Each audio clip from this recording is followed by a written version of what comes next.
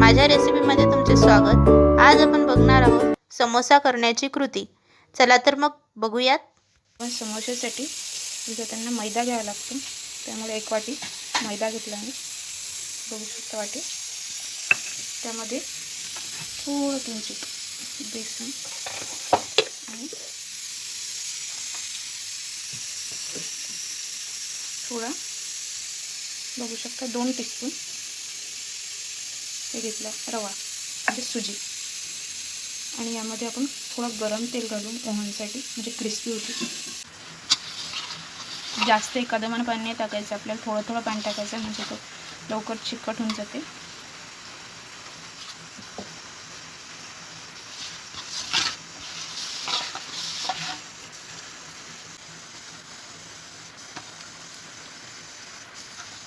Massage करून आपण उंडा बनवून घेतलाय, बघू शकता खूप नरम झाला उंडा। आणि आता आपण थोडं झाकण ठेवून 5 ते 10 मिनिटं मुरू देऊ।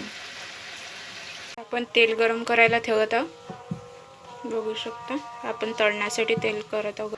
हे आपण आता अशी पुरी लाटून घेतोय, बघू शकता।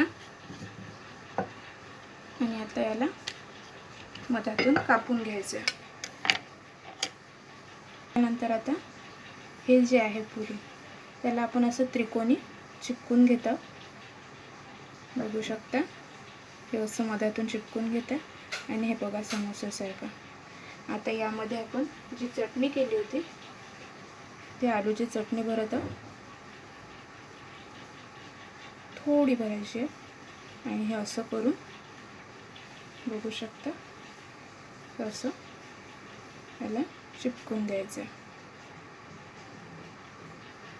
समोसे आपण बनवून तयार करून घेतले सगळे, आता बनवून घ्यायचे आहेत आणि त्यानंतर एक एक आपण तळायला टाकत आहोत। बघू शकता असे समोसे तयार करून घेतले मी, आधी एक एक तळून घेते। आता तळून झाले, सगळे बनवून झाले की आपण एक एक तळून घेऊ, बघू शकता। हे आता आपण पलटून घेणार आहोत, एका साईडनं झालेलं आहे,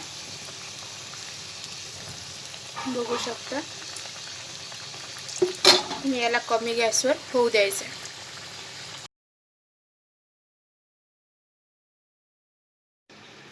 आपले सगळे समोसे तळून तयार आहे। त्याची क्रिस्पीनेस बघू शकता, हे बघा किती छान आवाज येतो।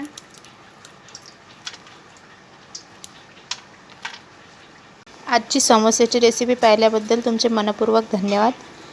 जर तुम्हाला माझी आजची रेसिपी आवडली असेल तर माझ्या रेसिपीला लाईक करा। तुम्ही जर फर्स्ट टाइम माझे चॅनल बघत असाल तर माझ्या चॅनलला सबस्क्राईब करा, तसेच बाजूला असलेल्या बेल आयकॉनला दाबायला विसरू नका, म्हणजे तुम्हाला मी रेसिपी टाकल्यानंतर लगेच नोटिफिकेशन येईल।